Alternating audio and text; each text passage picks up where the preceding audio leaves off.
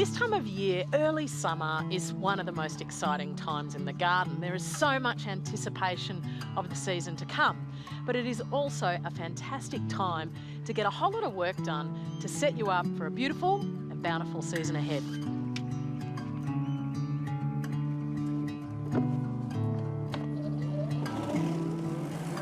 Now, some people don't love lawns. They think they're a bit of a waste of space, but I am not one of them.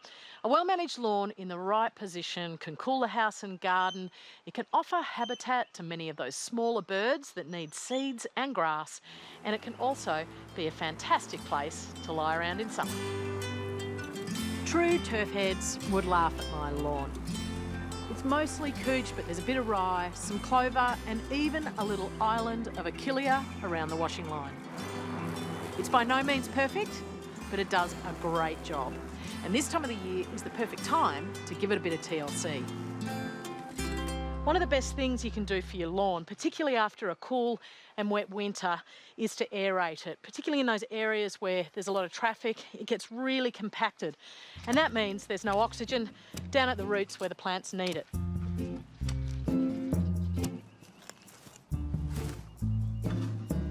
The next thing I'm doing is raking out the thatch, which is all that built up dead grass.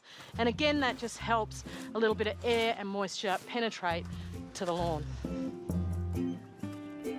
While I'm not fussed about weeds like the clover, the flat weeds have to come out because they'll spread and smother the lawn. It's also a really great time to fertilise the lawn while it is actively growing. And I use an organic fertiliser because, as well as providing nutrients, it also helps to build organic matter in the soil, which is what feeds the microbes and ultimately what keeps our plants healthy and strong. The lawn has quite a few holes and undulations, so to level them up, I'm filling them with a mixture of coarse sand and fine compost. Because the cooch is a running lawn, it'll quickly grow into these bare patches. The rest of the lawn gets a thin top dressing of the same stuff. Just going to give that a good water in, and at this time of the year we know lawns grow faster than we can mow almost, so in a couple of weeks it'll look really great. Be good enough to lie around and relax on. Not me, I got work to do.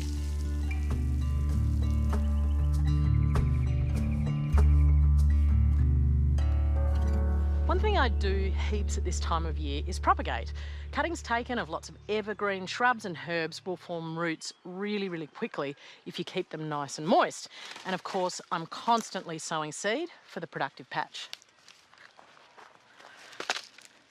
Got this tray of cucumbers ready to go in the ground. And while your tomatoes can go in a few weeks earlier, you really need to wait for the warmest soil and the warmest part of the season to plant any cucurbits. That's things like zucchinis, pumpkins, and these guys. So I'm just going to prep that bed.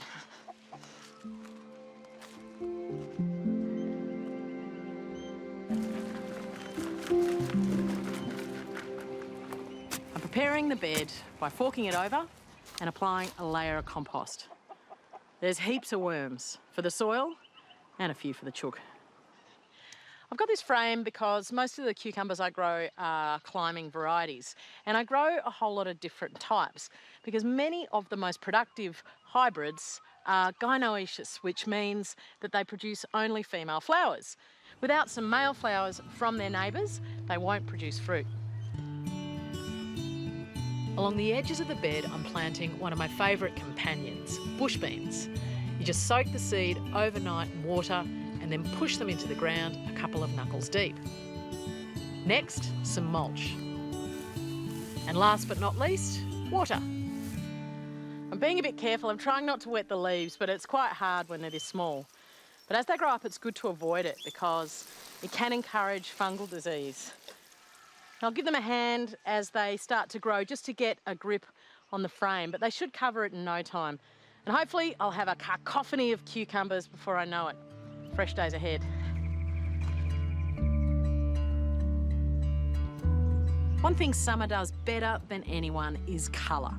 And whenever I'm planting food, I'm also planting flowers.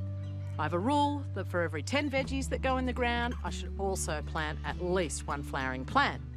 Edible, ornamental, native, exotic, they all get a place in my patch. I've already got some cornflower seedlings which are budding up nicely, but today I want to plant out the big guns, and that is the dahlias. At the end of autumn, I lift the tubers and store them in the sheds. Then early spring they get potted up, and now they're absolutely itching to get back in the patch.